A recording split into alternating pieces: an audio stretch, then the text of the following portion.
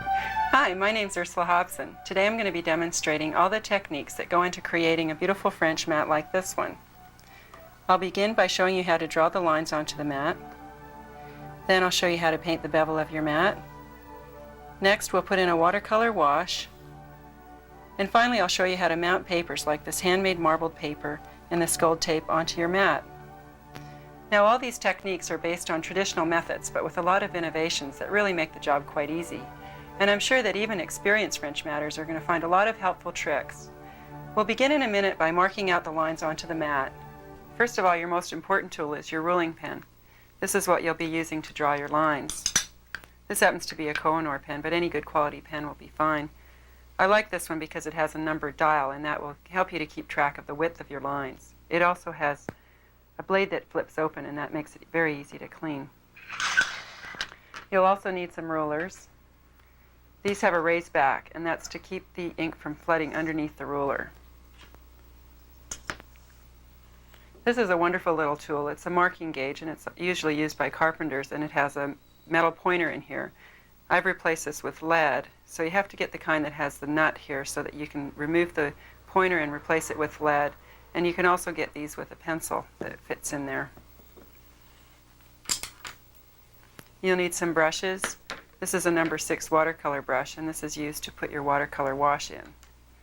This is called a shader. It's a flat, thin brush that's fairly wide, and this is used to paint your bevel.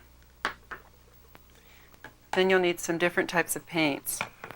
You need some good quality watercolors. I happen to like a little dry kit like this because it's easy to have all your colors available at once. But you can also get little tubes of watercolor like this. You'll need some acrylics. I use acrylics for the lines. So get a selection of acrylics. And also some gouache paints. A gold tempera like this is good for lines, and some white gouache.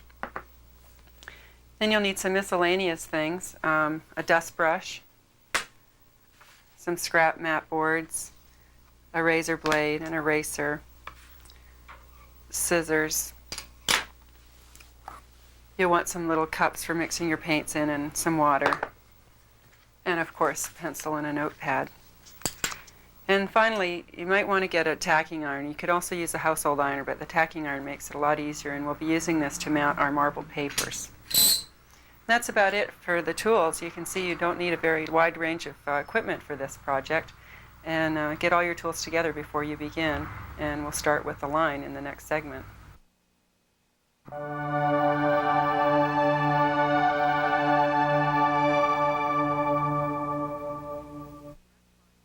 Now, according to my notes, the first line is 1/4 inch from the opening of our mat. The mat is 3½ inches wide, so we take our gauge, subtract 1/4 inch, and set it at 3¼ inch. Then we can slide the mat off the edge of the table and proceed to mark it. You want to get a nice steady grip on your marking gauge and very lightly mark your mat. You don't want your pencil lines to be too dark. Picture a 45-degree angle through here and start and stop your lines at that point. If you overlap a little bit, that's fine too. Go all the way around.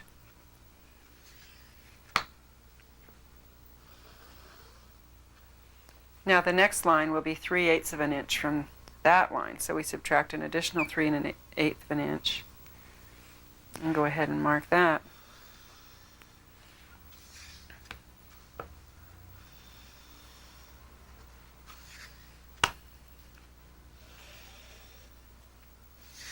I've seen a lot of people do French mats with a little jig that fits into the corner, which leaves little pinholes all the way across the mat. And this is a much easier way to do it. It's easier to line up your ruler with the lines. It's more accurate. I'm simply going along and just subtracting the space between the lines.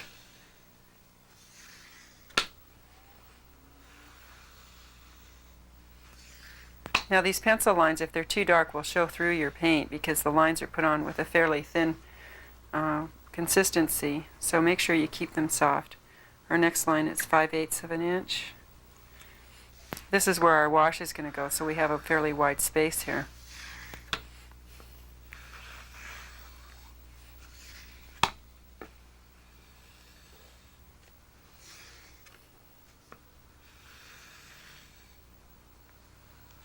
Then I put a line that's a 1/16 of an inch beyond that.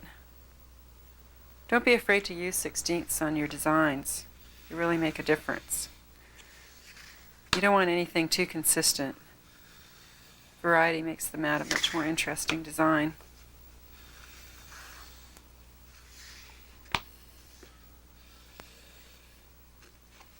Now we're going to leave a space for the marbled paper, which is 1/2 an inch.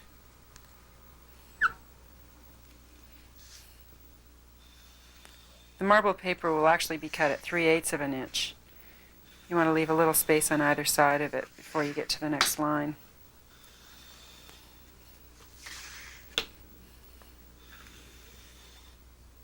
That's the last line, and we're ready to start putting the lines on with the ruling pen.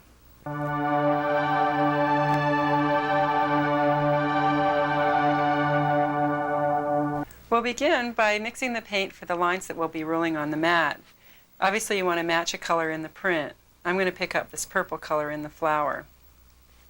So you squeeze out a little bit of acrylic. You don't need very much. It's a little purple. Don't want it to be quite purple. I'll lean it towards the red a little bit. And then I'm going to put out a little green because I always like to dull the color slightly with the complementary color. Now those of you that have done French mats before will be wondering why I'm using acrylic at this point. The reason is that once the acrylic dries, the lines will be completely waterproof, which means that you can lay your watercolor wash in after the lines have been drawn on the mat, and you'll find when you get to that point that it's much easier to do that. The acrylics, when they're watered down, virtually look like watercolor. You really can't tell the difference. I also put a little tiny bit of the white placa in my cup first because I find it makes it much easier to read the color. There we have a very bright purple. And a little red. It's getting a little closer to what I want. And this is about all the color you'll need for one mat. You need very little.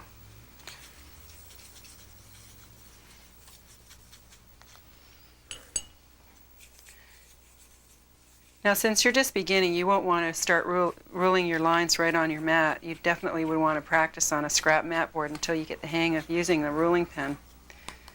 Also, you want to test your color because it looks completely different in the cup. It'll have a tendency to look quite a bit darker when it's on the line. You want to thin that down to a watercolor consistency. Now that you've got your paint mixed, you want to put your artwork away. Line up your ruler on your first line. This first line is going to be gold tape, so we'll start out here.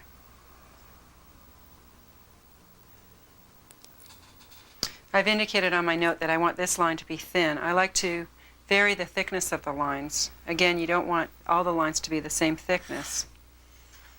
Now, to load your ruling pen, you want to get the paint in between the blades. So you just brush the bottom half of the blade and the paint will just drop in there.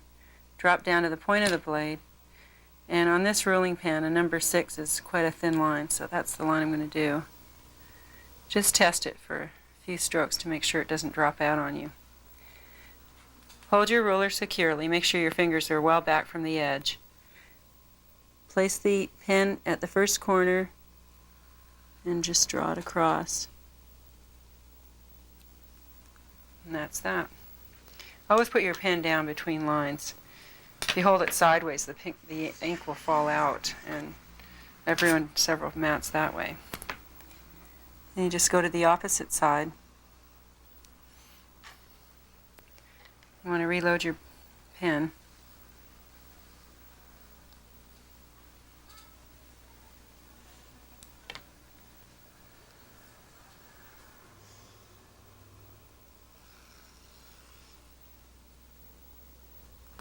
There you go. And turn your mat. Do the opposite sides.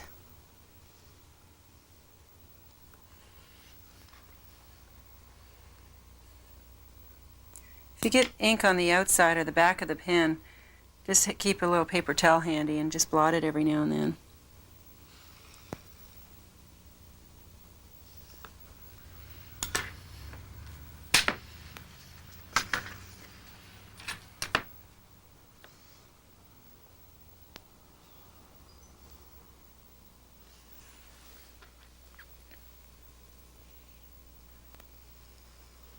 If you watch me, you'll notice I always put my little finger down when I'm starting and ending because it makes kind of like a little stop. Now my next line is going to outline my wash line. I usually like to keep them a little thicker. So I'm going to increase the number on my ruling pen to a 9. Line up the ruler first. And move this over to a 9. Reload. Make it an 8, it seems a little thick.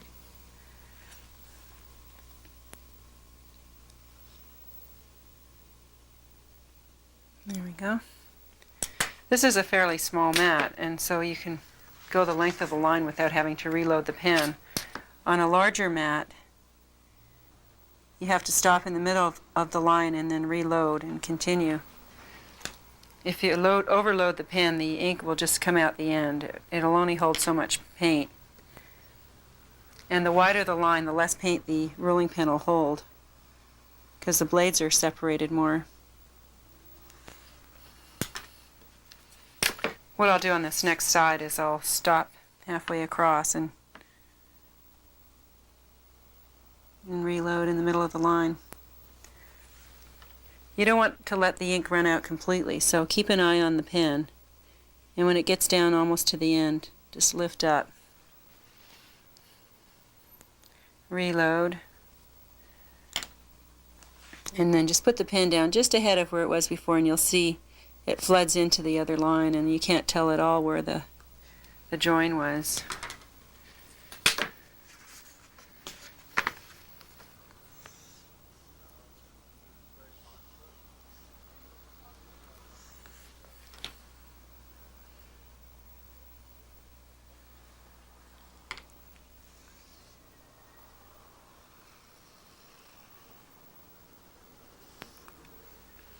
Now we'll do the other side of our wash.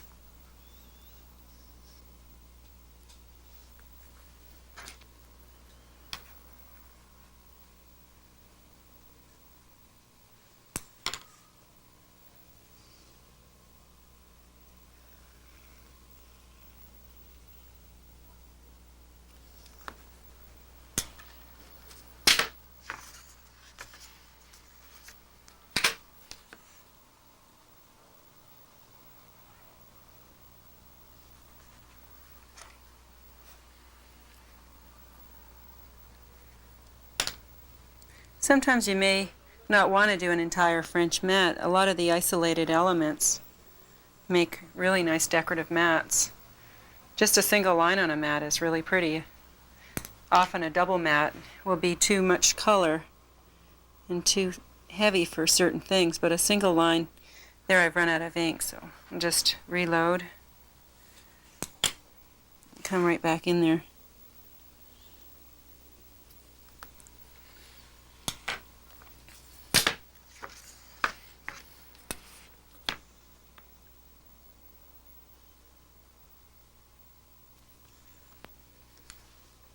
Diplomas and things like that look nice with a double line, say with the school colors on them.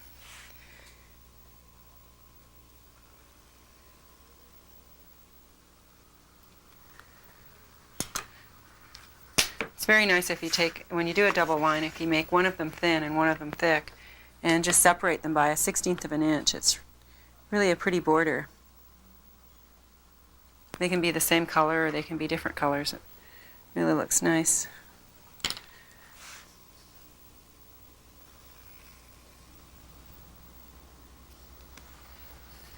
Okay, now we finished our wash outline, so we'll go back to the thin line, which was my number 6. This is why it's handy to have that numbered dial, because you can go back to same thickness line very readily.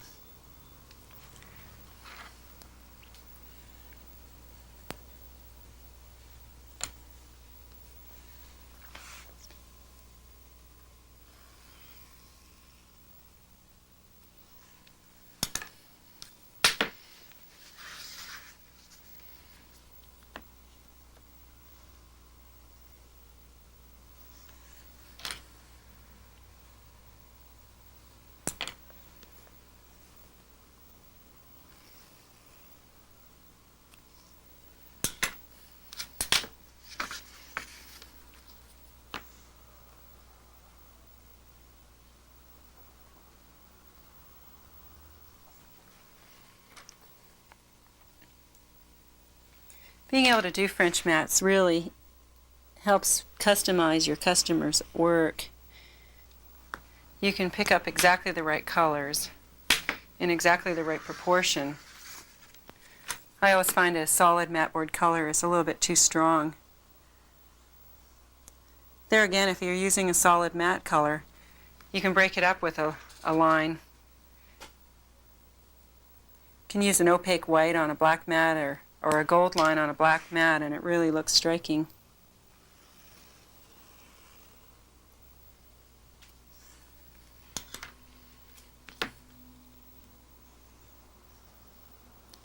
Now we're down to our last line.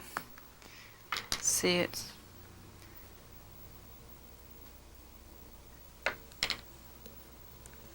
just about done.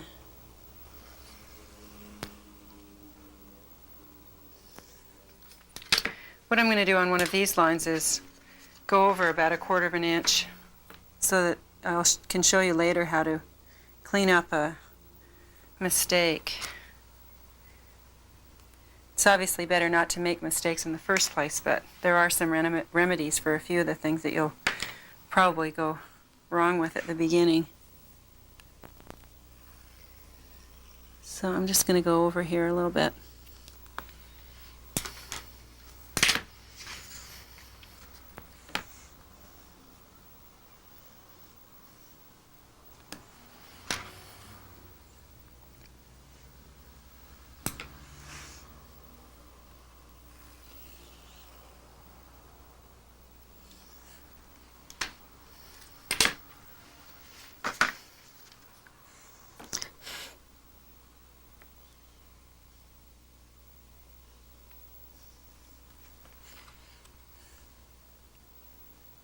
Now there's no reason why you couldn't just put all your lines this way and all of them this way, but you'd have to wait for them to dry before you could put your opposite sides on. Often when I'm doing multiple mats where I have to wait anyway, I just do all my lines, all my other lines, and then you don't have to turn the mat quite as often. We finished with the lines, and we're ready to do our bevel next.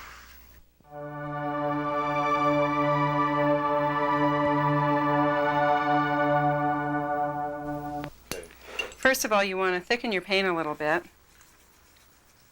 You don't want it quite as transparent as the lines because it'll look a little spotty. Just add a little paint, and we'll be all set to go.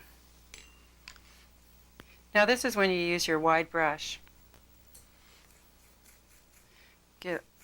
Thoroughly load the brush and then offload it slightly.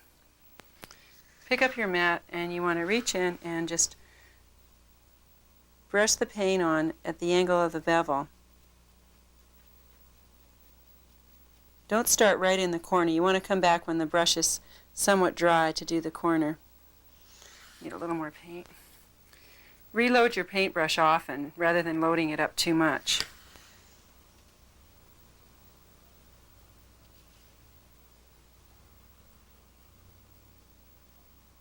If you overload it, it'll blob over the edge of your mat and you'll have to do a lot of sanding later.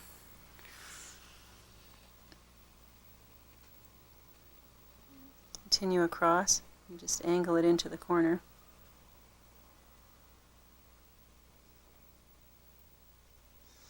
There we go. Turn the mat.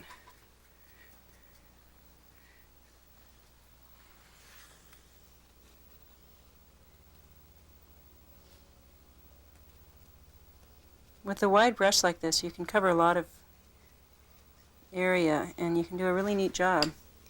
I used to try and do this with my watercolor brush and it just was impossible to do it neatly.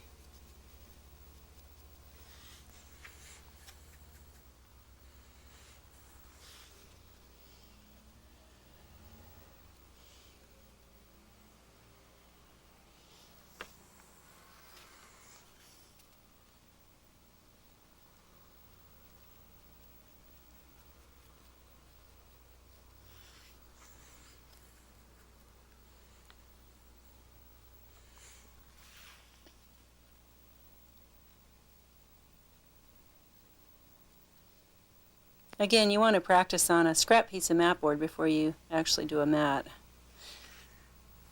It takes a very light touch. You don't want to push down too hard on the brush.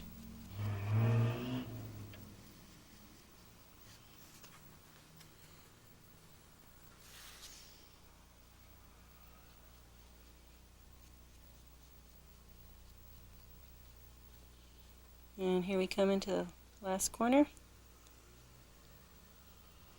And we're done.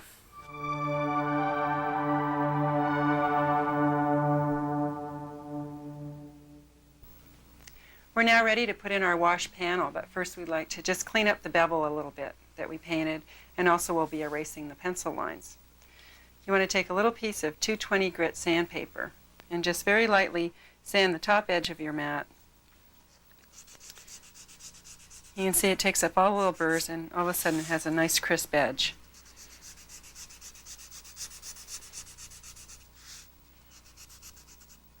Just be a little careful in the corners. Whenever you paint the bevel, you want to be careful not to have any overcuts on your mat, because the paint will bleed into the overcuts and show up.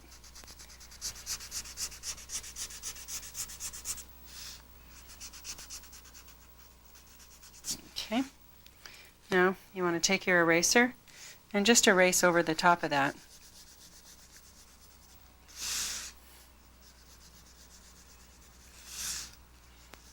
It takes up any of the paint crumbs that are left there now. And also you want to erase your lines, your overlap lines in your corners.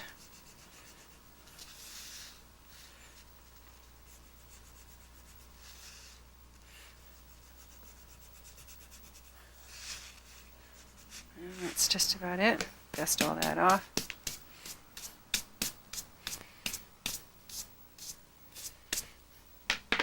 Now we'll have to start by mixing a color for our watercolor wash. So I've brought the print over again.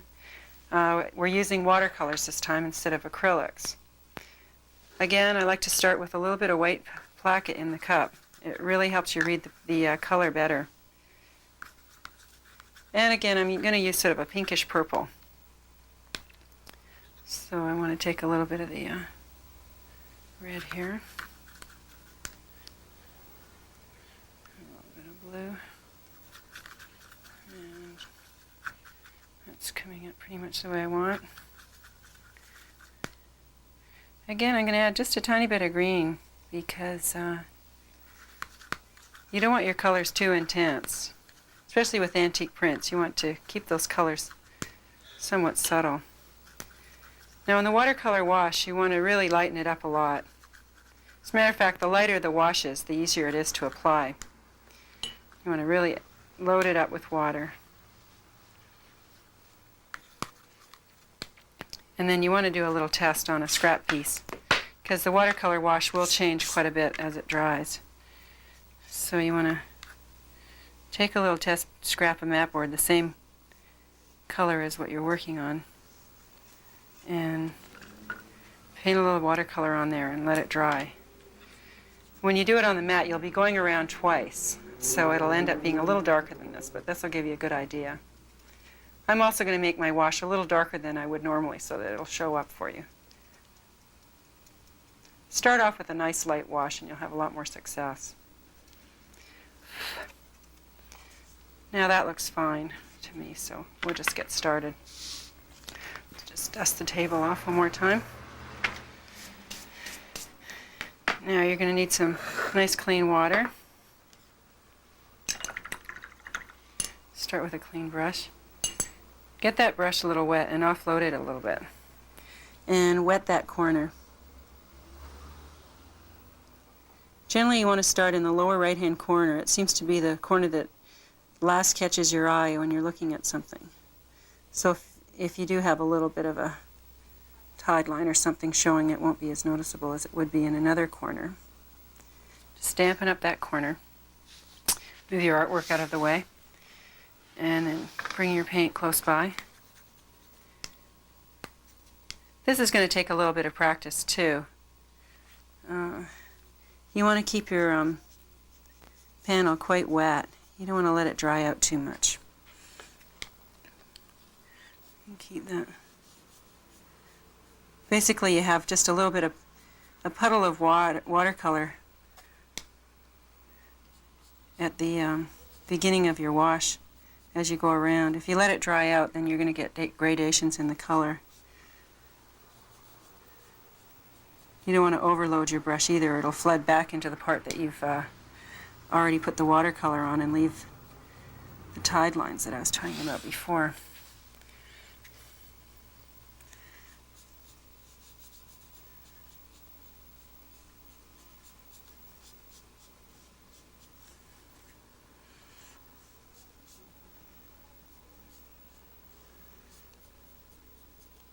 It really is a lot easier to put a watercolor wash down between two painted lines. The pencil lines are a lot harder to stay between. It seems that the acrylic holds the paint in a little bit too. You don't want to have too much paint when you get to your corner, so it's hard to get it to go around the corner. But obviously, the faster you can do the wash, the better, because when you get back to your starting point, if it's too dry, it'll leave a mark. Now, the hot lights that I'm working under are drying this very quickly, so you shouldn't have a problem in normal conditions. If you're doing a really large mat, or you find that you're not getting around there fast enough, you can try adding just a small amount of diluted sugar water to your water, and that'll keep it from drying quite so quickly. And coming up to the last leg.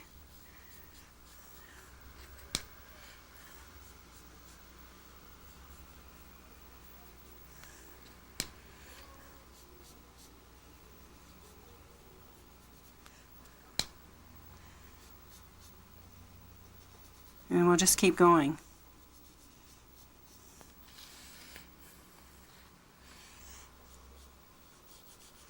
The second coat is a lot easier because you've already got sort of a damp subcoat that you're going over, and it really blends nicely. You can go over it more than twice. The more times you go around, the darker your wash gets, obviously, but twice is usually sufficient.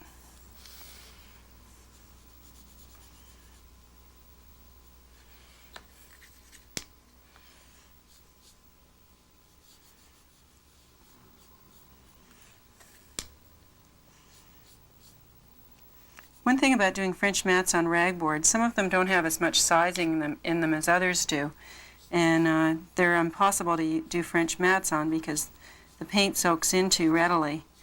The lines don't stay crisp, they get all fuzzy. So if that's happening with your ragboards, don't be discouraged, just try another brand.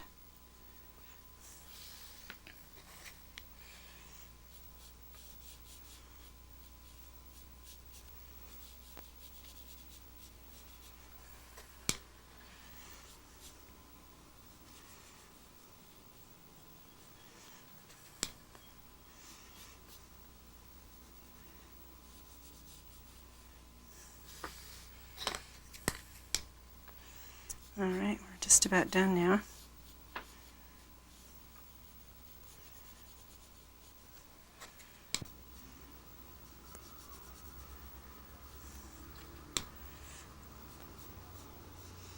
As you come to the last part, let your brush dry out, and if you find you have a little too much paint on it still, just blot it off a bit, and then come into your corner. Now, because of the hot lights, this has dried up on me fairly quickly, but you can touch that corner up a little bit. You can see where the diagonal line is. And just take a damp brush and just kind of rub it a little bit. And by the time that dries, that'll blend in there quite well. Just blot it a bit. And we finished our wash. It looks a little spotty now, but by the time it dries, it'll be quite even. We finished that part, and we're ready for the fun part, which is putting the marbled paper on.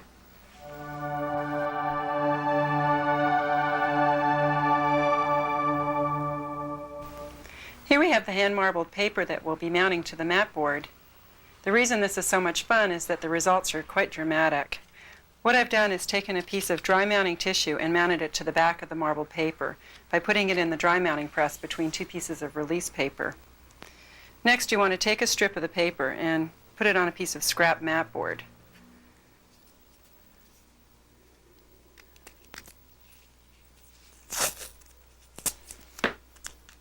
If you have a mat cutter, this next step is quite easy. Otherwise, it's still pretty easy, but you'll have to use your marking gauge and mark out the 3/8 inch strips. In other words, you'll take this, mark out your strips at 3/8 inch intervals, and then use a ruler and a mat knife to cut the strips. With the mat cutter, you simply take it over. You want to cut a small strip off first just to get it started. So I'll put it at 1/2 inch. Let me make it. Cut a little piece off first. Just throw that away. And then we want to cut 3/8 inch strips.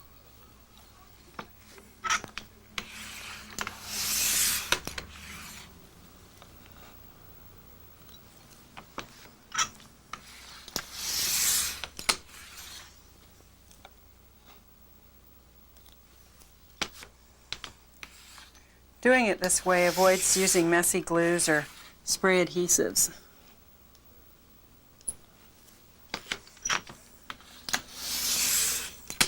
There we have our 4 strips, and we're ready to start putting them on the mat. Bring them over here. Here's our mat. I've got the tacking iron heated up. It's quite hot. Now you just pull these off one at a time. You want to line it up in that space with a little bit of space on either side. Then just hold it in place with your fingers and tack between your fingers. It only takes a second. You don't want to tack your corner because you'll be cutting that later while it's overlapping, and it'll be the last thing to be tacked down. Now you just want to tack that down. Turn.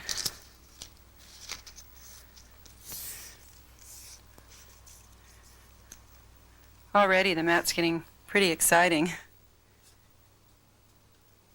It's when you finally miter the corners, though, that it really comes together. So you want to overlap that. You can keep an eye on your marbles and line them up in an attractive way. Sometimes there's parts that are more noticeable, and you want to avoid those. Marble papers are sold at a lot of art supply stores, but one of the best places to get them is from bookbinding suppliers, because they're really meant to be used on the inside of books.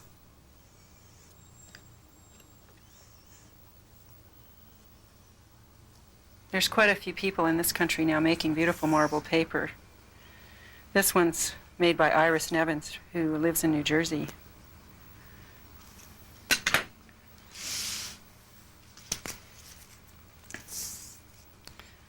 There we are on the last side. You can see how easy this is. This takes practically no practice whatsoever.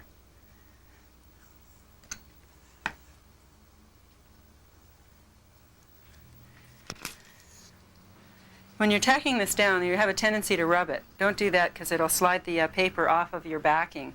You want to just go straight down and press lightly.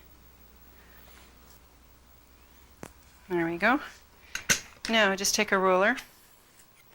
I'm going to put it face down this time. And just line it up with the inside and the outside corner.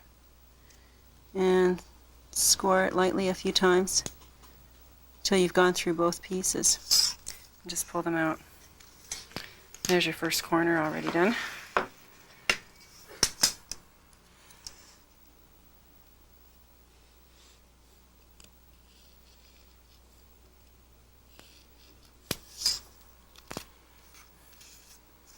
There we go.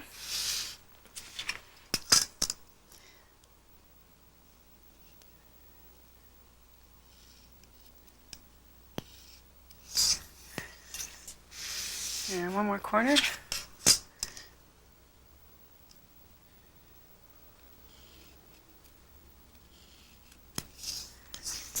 we go. Now, you want to just tack that back down.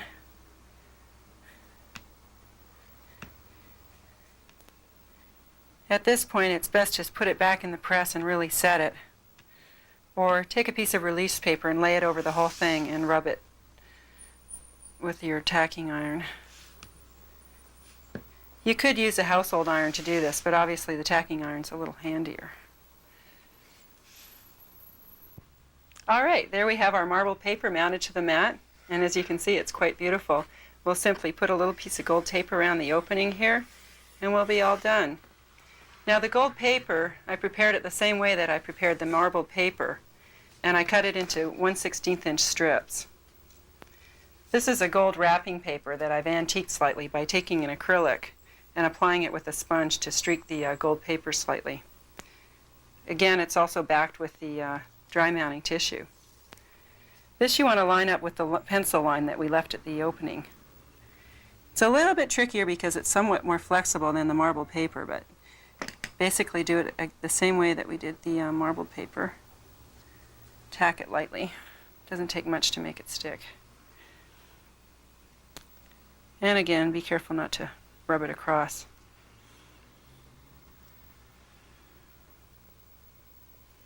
There we go.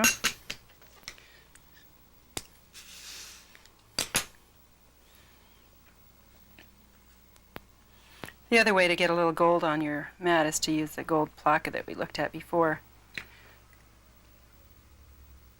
This looks really nice with a gold frame because you have a transition into the artwork because of the gold being repeated.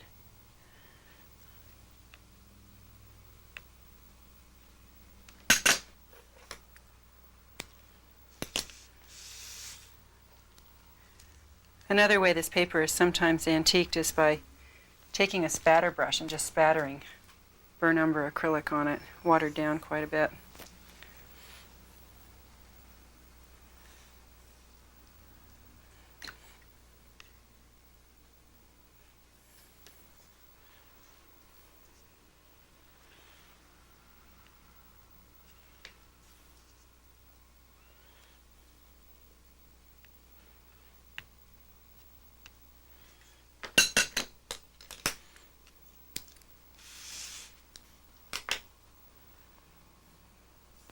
Now we're just about done. I'm sure by now you're getting pretty excited and are anxious to try this yourself.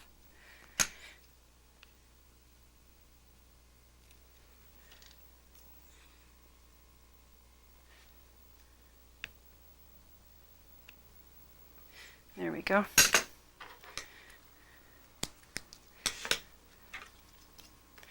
I'm pretty sure I can claim this mounting technique as my own invention. I don't know of anybody else that does it this way.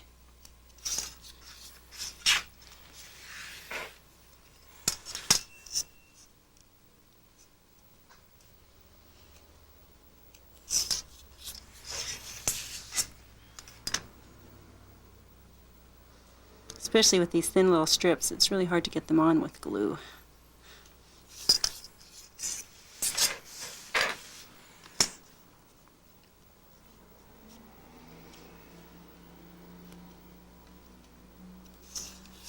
There we go.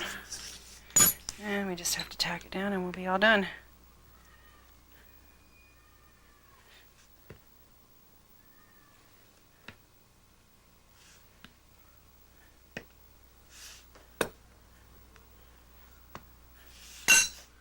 This won't shrink back the way the Mylar tapes do. It'll really stay intact. Alright, before we finish up, I'd just like to show you how to trim out the corner that we intentionally overrode earlier. You want to take a ruler and a mat blade, line it up on the edge of the override, and just score it very lightly. Do the opposite edge. Basically, you're just outlining it by scoring it very lightly. And then you want to just pick it a little bit, and that'll lift right off of there. Now, it's not totally invisible, but it's usually adequate to save it. Again, you prefer to do it perfectly the first time, but if you do have a little mistake, that'll solve that problem. Now the mat's ready to be hinged to the artwork. Here's the mat hinged to the botanical. Remember when you're drawing your lines not to overload your ruling pen. And when you're painting your bevel, don't get too much paint on the face of the mat. Also, when you're laying in your wash, keep it nice and wet as you move along. And finally, when you're putting your marbled paper on, remember not to tack that corner until you've had a chance to miter that corner. I'm sure you'll find that all the techniques described in this tape are quite easy to master. And once you're able to offer French mats to your customer, I'm sure that you'll find the rewards considerable, both financial and especially personally.